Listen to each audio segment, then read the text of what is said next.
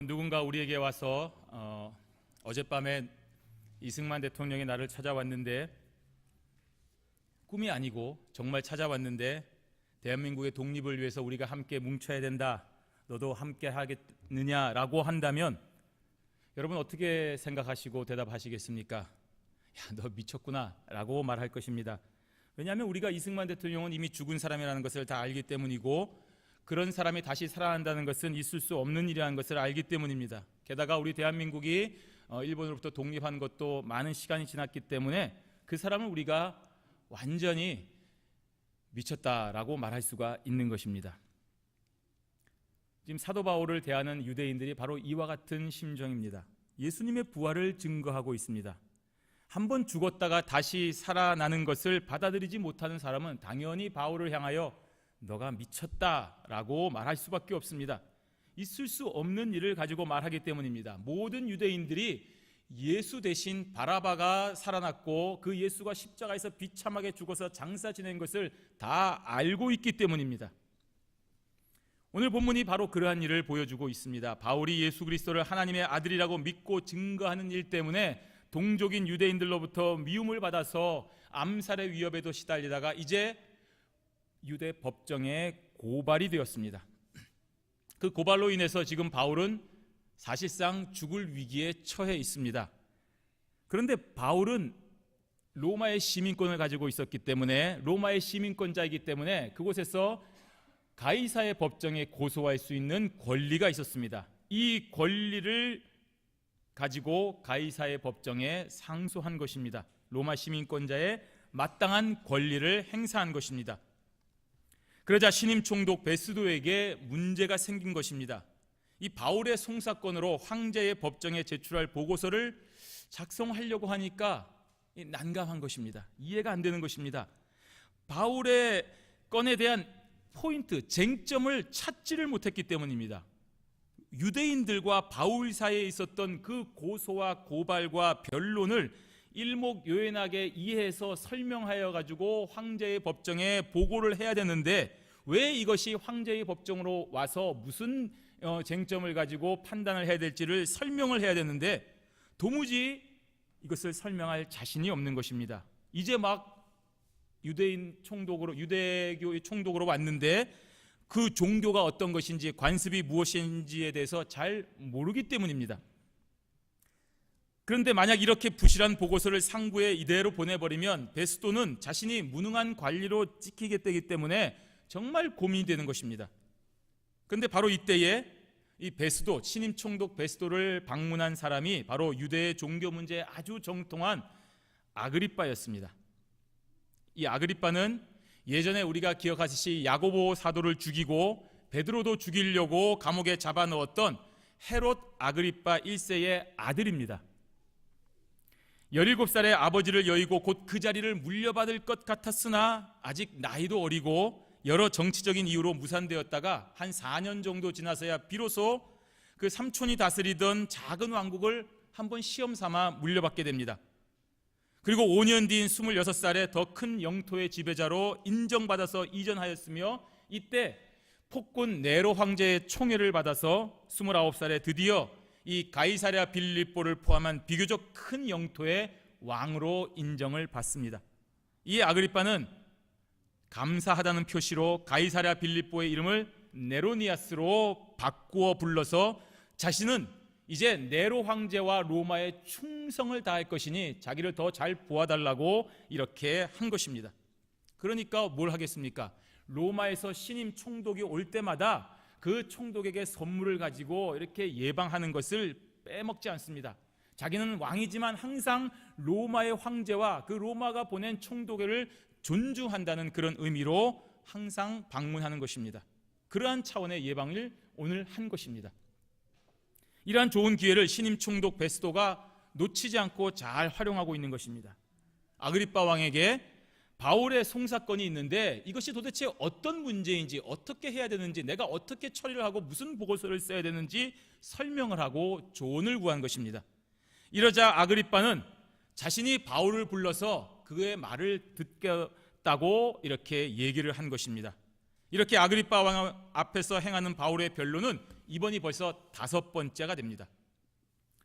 바울이 유대인의 소유로 인해서 로마 군병들에게 체포된 직후에 유대인들에게 행한 첫 번째 변론, 그리고 산헤드린 공의 앞에서 행한 두 번째 변론, 그리고 오늘 베스도 총독 이전에 전임 총독이었던 그 벨릭스 총독에게서 한 변론, 이 신임 총독에게 각각 한 번씩 4번이나 자신이 왜 잡혔고 이것이 아무 문제가 되지 않고 자신이 죄가 없다는 것을 어떻게 변론하는가를 똑같이 변론을 했습니다. 그리고 오늘 이제 아그리빠 왕에서 5번째로 변론하게 됩니다. 물론 그 내용은 전혀 차이가 없습니다. 그런데 마지막 변론은 이전에 어떤 변론보다 아주 세련되고 그런 형식으로 구성되어 있습니다. 이것은 바로 바울의 변론은 자신의 입장을 자세히 전하여서 자기가 풀려나고자 하는 것이 아니라 그러한 기회를 이용하여서 하나님의 말씀을, 예수 그리스도가 하나님의 아들이고 메시아라는 사실을 전하여서 정말로 듣는 모든 사람들이 하나님의 말씀을 듣고 복음으로 예수를 믿고 구원받기를 전하는 그런 기회로 삼고 있는 것입니다. 그래서 갈수록 내용이 풍부해지고 세련되고 있는 것입니다. 하나님의 말씀을 전하는 것이기 때문입니다. 바울은 이러한 기회를 통하여 자신이 풀려나기를 원하는 것이 아니라 믿는 사람이 생기기를 원하는 것입니다. 자기가 이렇게 된 것이 하나님의 은혜와 섭리 아래 있기 때문에 내가 풀려나든지 또 이곳에서 그대로 감옥에 있든지 상관없이 자신은 하나님의 섭리를 믿고 복음을 전하여서 그것을 듣는 사람들이 하나님께로 돌아오기를 바라는 그 한 가지 목적이 있기 때문인 것입니다. 그래서 오늘도 자신을 미쳤다고 말하며 비방하는 베스도 총독과 아그리빠 왕에게 내가 미친 것이 아니라 오늘 내 말을 듣는 모든 사람이, 당신을 포함한 모든 사람들이 이렇게 감옥에 갇힌 것 외에는 다 나와 같이 되기를 원한다라고 고백을 하고 있는 것입니다. 신자는 시간이 있을 때마다, 기회가 주어질 때마다 내 말과 내 입장을 말하지 말고 하나님의 말씀만 전해야 됩니다. 그곳에서 어떻게 하면 내가 이 사람과 함께 좋은 관계를 맺어서 내 사업에 도움이 되고 내 인생에 참 편한 길을 갈 것이 아니라 그런 기회와 그런 시간을 선용해서 하나님의 말씀을 전할 수 있을까, 복음을 전할 수 있을까를 생각을 해야 되는 것입니다. 그래야 하나님이 기뻐하시는 것입니다. 왜냐하면 저와 여러분은 이 세상에서 잘 먹고 잘 살기 위해서 온 것이 아니기 때문입니다. 나와 내 가족의 부흥을 위해서, 내 가문의 흥왕을 위해서, 내 기업의 성공을 위해서 온 사람이 아니기 때문에 우리는 그런 일을 할 필요가 전혀 없는 것입니다. 그렇다고 우리가 누구의 인정을 받고 사랑과 존경을 받기 위한 것도 아닙니다. 우리는 그 사람의 존경과 사랑이 필요 없습니다. 오로지 그 사람이 하나님의 말씀을 듣고 복음을 받아들여서 구원받는 사람이 되도록 하는데 우리의 인생의 목적이 있는 것입니다. 그 일을 하는 것이 우리의 참된 기쁨이기 때문에 바울처럼 오늘도 그 어떤 상황에서도 복음을 전할 수 있는 것을 다행으로 여길 수 있어야 되는 것입니다. 내가 저 사람 때문에 감옥에서 나가는 것이 다행이 아니라 이것을 인하여 복음을 듣게 하고 다 나와 같이 되기를 원하는 것이 진정으로 나의 사명이라는 것을 우리는 기억하고 오늘 이 말씀을 통하여 은혜를 받는 저와 여러분들이 되시기를 바랍니다. 진실한 전도자는 바로 이와 같습니다. 어떠한 상황에서도 내가 전한 복음으로 인하여 사람들의 반응에 굴복하지 아니하고 진리를 계속해서 전해야 되는 것입니다. 오늘 바울의 변론이 아니죠. 복음 선포입니다. 이 복음 선포를 들은 베스도 총독의 반응은 여러분 아시는 대로 야 네가 미쳤다라는 것입니다. 24절을 보십시오. 바울이 이같이 변명하며 베스도가 크게 소리내어 이르되 바울아 내가 미쳤도다. 내 많은 학문이 너를 미치게 한다라고 했습니다. 맞기는 맞는 말입니다. 바울뿐 아니라 예수님을 진심으로 사랑하는 신자는 다 미친 사람들입니다. 이 미쳤다는 말은 헛소리 한다는 말입니다. 이성적으로 볼 때, 상식적으로 볼 때, 현실적으로 볼 때 이 베스도가 말하는 대로 보기에 바울의 경험과 바울의 말은 도저히 믿을 수가 없는 것입니다. 한 번 죽었다가 다시 사람이 살아난다는 것은 있을 수 없다는 얘기입니다. 부활을 믿기도 어렵고 그렇게 부활한 사람과 바울이 얘기를 나눴다는 사실 또한 인정할 수가 없습니다. 게다가 오늘 자기를 위해서 청문회를 개최해서 저기 변호하라고 했더니 변호가 아니라 다른 사람을 향하여 자신이 믿고 있는 예수 그리스도를 믿는 사람이 되라고 전도를 하니 야, 저거 저렇게 좋은 기회를 주었는데 변론하지 않고 예수 믿으라고 전도하고 있는 것을 보니 정말 이해가 안 되는 것입니다. 그래서 내가 미쳤다라고 외치는 것입니다. 내 많은 학문이 너를 미치게 한다. 너 그렇게 맨날 제대로 일도 안 하고 공부만 죽으라고 하더니, 많은 공부하더니 너 그 공부한 것 때문에 너가 그렇게 미쳤구나라고 말했습니다. 여러분, 우리도 예수 믿기 전에는, 그리고 또 우리가 하나님의 말씀을 제대로 깨닫기 전에는 사람들을 향하여 미친 사람이라고 손가락질하지 않았었습니까? 어머니, 예수를 믿어도 어떻게 그렇게 믿으십니까? 좀 적당히 하십시오. 야, 너는 무슨 종교를 믿어도 그렇게 믿냐? 좀 적당히 하면 좋지 않겠니? 무슨 생명까지 걸어놓고 네 가정도 돌보지 않고 예수를 그렇게 믿어야 되겠니? 너 정말 제정신이 아니구나 라고 우리가 비난하지 않았습니까? 그런데 예수를 믿은 후에 우리가 바로 그 미친 사람이 되었습니다. 오늘 바울도 그러한 사람이었습니다. 예수님 만나기 이전에 바울은 다른 사람을 미친 사람이라고 하고 핍박하고 잡으려고 자신의 인생을 걸었습니다. 그런데 다메섹 도상에서 예수님을 만난 후에는 자기가 그렇게 미친 사람이 되었습니다. 그러한 전적이 있기 때문에 바울은 오늘 베스도 총독의 반응을 예상했습니다. 그리고 또 이해할 수 있는 것입니다. 베스도 총독의 그러한 반응을 당연히 이해하는 것입니다. 입장 바꿔놓고 자기도 예전에 그런 입장이었다고 한다면 똑같이 그랬을 것입니다. 아니, 자신은 그런 사람을 미쳤다라고 하지 않고 그 사람을 잡아서 죽이려고까지 한 사람이었습니다. 그렇기 때문에 바울은 베스도에게 화를 내거나 당황하거나 당혹스럽지 아니하고 차분하게 말하기를 내가 미친 것이 아니다라고 말하는 것입니다. 25절 말씀에 바울이 이르되 베스도 각하여 내가 미친 것이 아니요 참되고 온전한 말을 하나이다. 베스도 각하여 정중하게 공손하게 말하고 있습니다. 공감하기 때문입니다. 여러분, 아이를 키워보신 분들은 아실 겁니다. 아이가 떼를 쓰고 소리를 지르고 예상하지 못한 행동 할 때도 부모들은 당연히 애들이 그렇지, 그럼 애들이 가만히 있고 말 잘 듣고 그럼 설교 시간 30분 내내 가만히 있는 그게 애냐라고 말할 것입니다. 그리고 자기가 돌봐주려고 할 것입니다. 하지만 경험이 없는 사람들은 야, 그런 애가 왜 그러는데 저렇게 가르치냐 하고 짜증스러워하고 화를 내고 쫓아내려고 할 것입니다. 모르기 때문입니다. 그러한 반응을 이해해야 됩니다. 그래서 우리는 예수 믿으라고 전도할 때의 상대방의 반응에 대하여 오늘 바울과 같이 여유를 가져야 됩니다. 당연히 그렇습니다. 전도자를 귀찮다고 쫓아내버리는 것이 당연합니다. 나에게 화를 내고 모욕을 주는 것이 너무나도 당연한 것입니다. 그럴 때 우리는 미워하거나 당황하면 안 됩니다. 예전에 나도 그런 행동을 했었기 때문입니다. 그렇기 때문에 우리는 평안하고 차분하게 그 상황을 받아들이고 웃으면서 그 사람을 위하여 기도하고 그 사람에게 또 다른 방법으로 이 복음을 전할 수 있는 방법을 찾아야 되는 것입니다. 바울은 베스도 총독에게 자신이 미치지 않았다고 말하며 참되고 온전한 말을 한다고 했습니다. 하나님의 말씀은 인간의 상식이나 사상으로 생각할 때에 이해가 되지 않습니다. 당연합니다. 그러나 그 자체에 오류가 있거나 잘못이 있지 않기 때문에 참되고 온전한 말이라고 하는 것입니다. 하나님의 말씀은 진리이기 때문입니다. 그러므로 전도자는 바울처럼 상대방의 모욕이나 경멸에 대하여 흥분하거나 싸울 필요가 전혀 없습니다. 진리를 가진 자는 절대로 의심하거나 분노하지 않습니다. 당연히 그런 반응인 것을 알고 담대하게 하나님의 말씀만 전해야 됩니다. 그래서 바울은 계속해서 자신이 이러한 말을 하는 것에 대하여 부연 설명을 하고 있는 것입니다. 26절입니다. 왕께서는 이 일을 아시기로 내가 왕께 담대히 말하노니 이 일에 하나라도 아시지 못함이 없는 줄 믿나이다. 이 일은 한쪽 구석에서 행한 것이 아니니이다 라고 했습니다. 베스도 총독의 반응을 바울은 예상했기 때문에 당황하지 않았습니다. 그리고 아그리빠 왕은, 그 옆에 있는 아그리빠 왕은 자신의 말에 대해서 잘 이해할 수 있는 위치에 있다고 생각하기 있기 때문에 자연스럽게 그 아그리빠 왕에게로 말을 돌리는 것입니다. 이 말은 이런 뜻입니다. 베스도 총독께서는 여기 오신 지 얼마 안 돼서 생소하시기 때문에 이러한 일에 대한 제 말을 이해하지 못하고 어려우실 수 있겠지만 지금 여기 함께 계시는 아그리빠 왕은 이러한 사실에 대하여 잘 알고 계시고 또 이해하실 수 있기 때문에 제가 이렇게 말씀드리는 것입니다 라고 하는 것입니다. 아그리빠 왕은 구약 율법에 대해서 잘 알고 있는 위치입니다.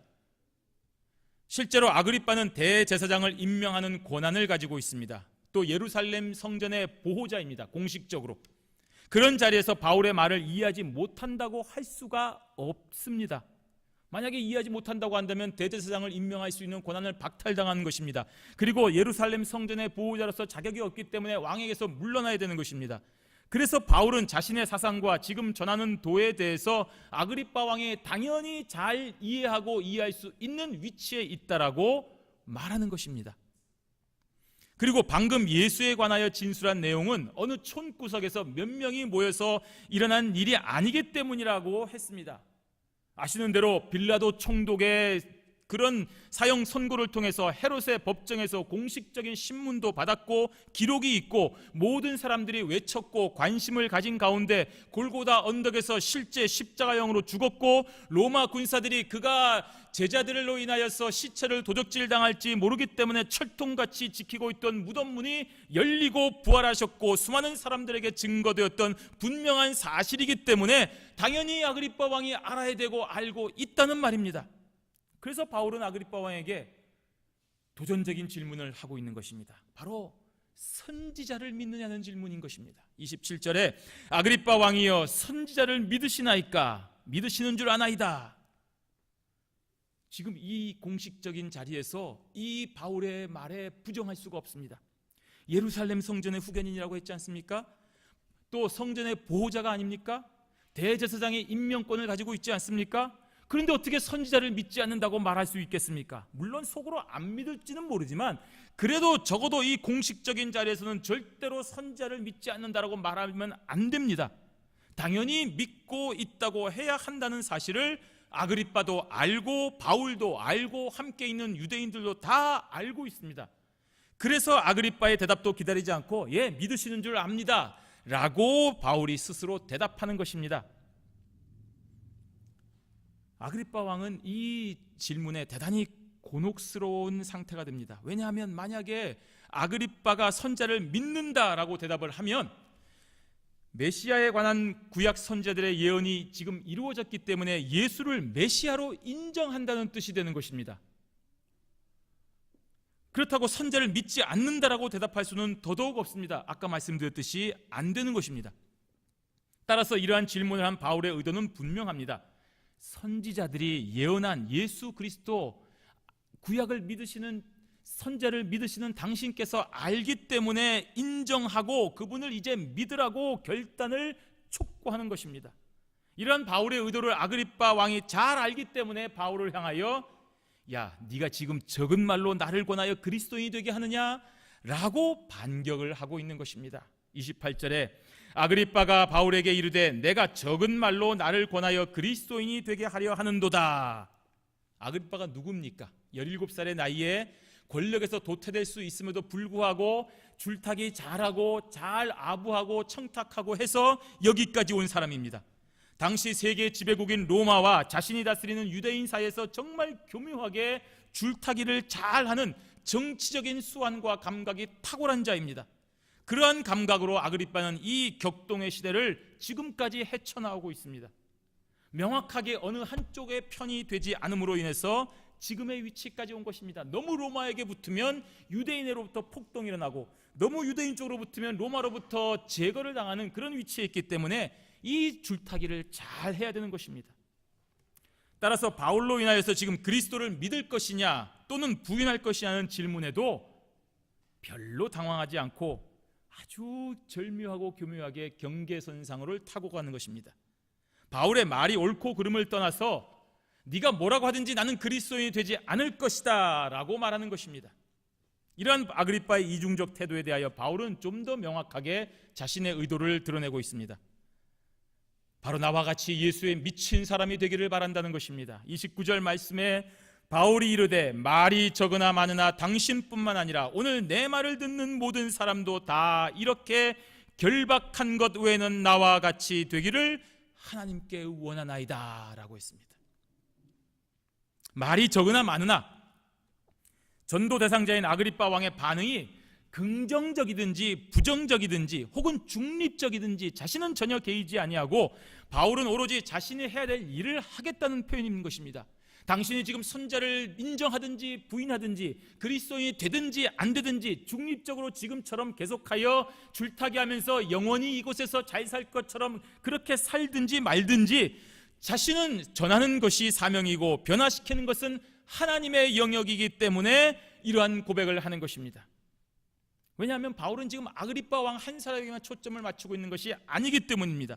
거기에 모인 모든 청중들을 향하여서도 자신의 말을 듣고 예수를 구주로 고백하고 믿는 자가 될 것을 권하고 있는 것입니다.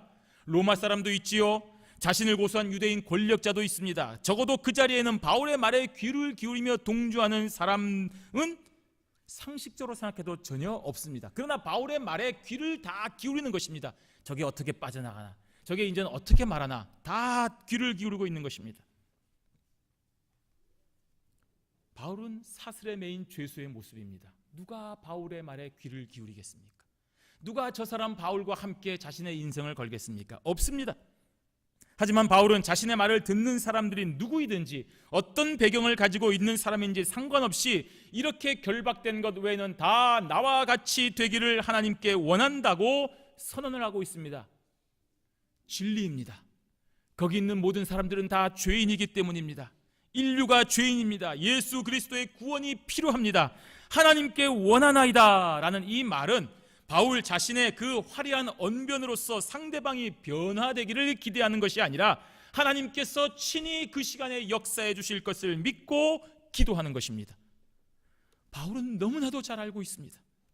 사람의 심령이 예수 그리스도를 믿게 되는 것은 전도자의 재주에 달린 것이 아니라 오직 하나님의 뜻과 능력에 의해서만 이루어질 수 있음을 알고 있습니다.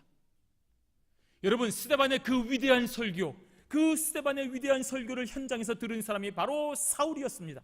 하지만 사울은 그 위대한 설교를 듣고도 변화되기는커녕 돌을 들어서 그 스데반이 죽는 것이 당연하다고 생각했던 사람이고 더 핍박에 열중하던 사람이 사울이었습니다. 그러한 사울을 변화시킨 것은 예수 그리스도께서 바울을 만나주셨기 때문입니다. 바울이 누구보다도 이 사실을 잘 알고 있기 때문에 자기가 어떤 말을 하고 자기가 어떻게 설교를 한다 한들 여기 있는 사람 한 사람도 변화시킬 수 없다는 사실을 잘 알고 있는 것입니다. 하지만 중요한 것은 하나님의 놀라운 역사가 일어나면 그 사람이 누구이든지 바로 변화된다는 것을 믿고 있기 때문에 이렇게 하나님께 기도하는 것입니다. 그러한 전도자의 뜨거운 심정에 사람들은 어떠한 반응을 보였습니까? 예상대로 별 반응이 없지요. 당연히 없습니다. 누가 저런 죄수의 말을 듣고 야, 너가 정말 참되고 바른 말을 하는구나, 너가 말한 대로 예수 그리스도가 메시아구나, 나는 너와 함께 제자의 길을 가겠다라고 그 시간에 무릎을 꿇고 변화된 사람이 있습니까? 없습니다. 그냥 말도 안 되는 소리 했다라고 생각하고 다 퇴장했습니다. 그냥 끝내버렸습니다. 그런데 바울이 이렇게 재판을 받을 만한 죄를 저지른 것은 아니라는 사실에는 모두 다 어느 정도 공감대를 형성했습니다. 30절과 31절에 보시면 왕과 총독과 버니게와 그 함께 앉은 사람들이 다 일어나서 물러가 서로 말하되 이 사람은 사형이나 결박을 당할 만한 행위가 없다 하더라고 했습니다. 바울이 잡혀서 5번째로 결백함이 드러나는 순간입니다. 유대의 왕인 아그리빠와 신임 총독 베스도마저도 이 사실을 인정했습니다. 즉 바울이 마귀의 핍박과 애매한 고난으로 지금 비록 감옥에 갇혀 있기는 하지만 하나님의 섭리와 보호하심이 있기 때문에 결코 망하지 않는다는 것을 우리는 알 수 있는 것입니다. 그럼에도 왜 바울이 여전히 결박당한 채로 죄수의 모습으로 남아 있어야 됩니까? 그것은 바로 바울이 아직도 남아있는 사명이 있기 때문입니다. 로마에 가서 복음을 전해야 되기 때문입니다. 그 사명을 위해서 죄수의 몸으로 로마로 가야 되는 것입니다. 여기서 풀려나서 많은 사람들의 후원금으로 비행기 타고 로마로 가는 것이 아니고 여기서 이 죄수의 몸으로 죄수 호송선을 타고 로마로 가는 것이 바울의 사명이기 때문에 아직도 풀려나지 않는 것입니다. 이것이 바로 바울이 이 땅에 존재하는 사명이기 때문입니다. 물론 바울은 이러한 사명을 감당하기 위하여 죄수의 신분도 마땅히 받아들이는 것입니다. 여러분, 뛰어난 경찰이 마약 조직을 소탕하기 위해서 하는 방법 중에 하나가, 또 조직폭력단을 일망타진하기 위해서 하는 방법 중에 하나가 스스로 마약 중독자로 위장하는 것입니다. 조직폭력배의 일원으로 위장하여 침투하는 것입니다. 그래서 폭력배의 삶을 받아들입니다. 마약 중독자를 위해서 가족도 속이고 피폐된 삶을 살아가기도 합니다. 그러나 그 사람은 자신의 누구인지 잘 알고 있습니다. 그래서 그 위장 신분을 기쁨으로 받아들이는 것입니다. 아니, 기꺼이 받아들이는 것입니다. 그래야 자신의 사명을 감당할 수 있기 때문입니다. 더 나은 미래를 위해서, 더 나은 사회를 위해서 내가 하나 희생해서 이 조직폭력단을 일망타진시키기 위하여 내가 가족을 희생하고 내 자신을 희생하고 스스로 어둠의 세계로 빠져 들어가는 것입니다. 그래야 자신의 사명을 완수할 수 있기 때문입니다. 그 일을 위해서 내가 사명을 받았다는 것을 알기 때문입니다.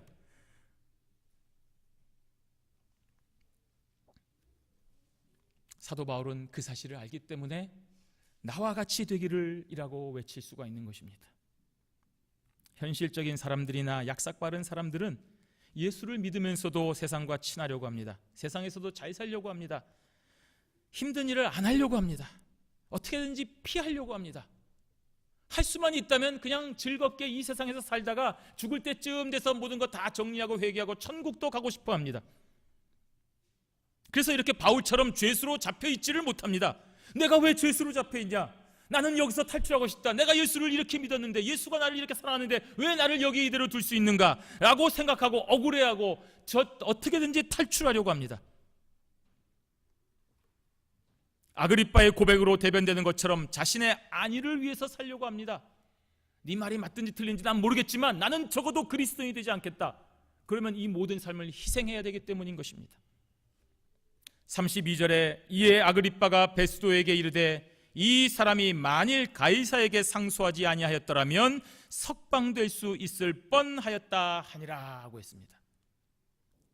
저는 이 말 듣고 예전에 제가 고등학교 때 바울이 감옥에 있는 게 너무나도 이해가 되지 않고 이거 괜히 상소해가지고 풀려날 뻔했었는데 참 안타깝다 이렇게 생각했던 적이 있었습니다. 아그리빠의 말만 들어보면 가이사에게 호소했던 이 바울의 전략의 실수처럼 보입니다. 그거 호소하지 말지, 가만히 있어 보이지, 그러면은 풀려날 수도 있었을 텐데, 그렇지 않았더라면 여기서 자유를 얻을 수 있었을 텐데. 하지만 그것은 인간의 생각일 뿐입니다. 하나님의 방법은 아닌 것입니다. 인간 바울이 아닌 사명자 바울에게 있어서 자유는 바울의 궁극적인 삶의 목표가 아닙니다. 이 감옥에서 나가는 것은 바울의 인생 목표가 아닙니다. 내가 잘 먹고 잘 사는 것, 내가 이 세상에서 한평생 건강한 몸으로 사는 것은 내 삶의 최종 목표가 아니라는 것입니다. 내가 병들고 내가 힘들고 내가 망한다 하더라도 나의 삶의 목표는 다 여러분들이 내 복음을 듣고 나와 같이 되기를 원하는 것이 나의 목표이기 때문에 그 목표를 위해서 나는 감옥에 여전히 있을 수 있다는 것입니다. 그건 너의 생각이지 나의 계획은 아니라는 하나님의 말씀입니다. 바울의 인생 목표는 자신의 모든 것을 다해서 하나님의 일을 하는 것입니다. 그 일하기 위해서 감옥에 갇히는 것 전혀 상관없습니다. 동족으로부터 변절자라고 따돌림을 당하는 것 전혀 문제없습니다. 바울의 인생 목표는 바로 하나님이 주신 사명을 완수하기 위해서라면 비참한 죄수의 신분으로 지금도 사람의 구경거리가 된다 하더라도 전혀 상관이 없는 것입니다. 오히려 하나님 없는 자유, 하나님 없는 명예, 하나님 없는 재물, 그런 거 하나도 반갑지 않다는 것입니다. 내가 이것 때문에 하나님을 배반하고 내가 이것 때문에 하나님을 의심하고 이것 때문에 하나님을 떠나는 것은 난 전혀 필요 없다는 것입니다. 오히려 그런 것에 목숨을 거는 사람들이 불쌍해 보여서 그러한 사람들에게 당신들도 나처럼 되었으면 좋겠습니다 라고 전도하는 것입니다. 그러니 그들로부터 미쳤다는 소리를 듣지 않겠습니까? 그러나 그런 소리를 듣는 것 전혀 상관없습니다. 우리는 오늘 이러한 진심 어린 전도를 해야 됩니다. 혹시라도 여러분 누가 예수 믿는 사람인 것을 알까봐 두려워하고 또 부끄럽게 여기고 또 숨기려고 하지 마시기를 바랍니다. 야, 너 예수 믿는 사람이었어? 이런 반응이 오면 여러분 잘못 사는 것입니다. 야, 너 교회 다녔단 말이야? 이런 반응이 오면 여러분 잘못 살고 있는 것입니다. 여러분 도대체 어떻게 사셨기에 다른 사람들이 나를 보고 너 교회 다녔어? 라는 말을 들을 수 있습니까? 우리는 다른 사람부터 너 미쳤구나, 너 그렇게 살지 마라, 너 그렇게 교회에 충성하지 마라. 너 그렇게 하나님 일에 목숨 걸지 마라. 네 가정을 좀 돌보고 네 주변을 좀 돌아보고 너 삶을 위해서 살아야지. 너 그렇게 살지 마라 라고 해야 여러분 제대로 사는 것입니다. 그러므로 오늘 예수 믿고 구원받으라고 전하는 자가 되시기를 바랍니다. 이러한 담대한 믿음으로 이 세상에서 하나님의 사명을 완수하는 오늘 바울의 삶의 고백처럼 다 나와 같이 되기를 원하나이다 라고 전도할 수 있는 저와 여러분들이 되시기를 주님의 이름으로 축원합니다. 아멘.